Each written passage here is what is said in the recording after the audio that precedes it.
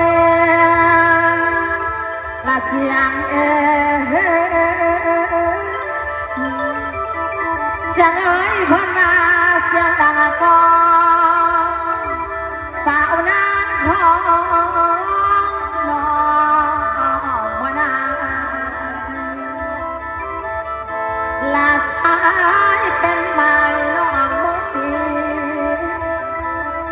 ลายมีเมียน้องบ่เว้าบ่เอาสอนแม่ให้เสื่อม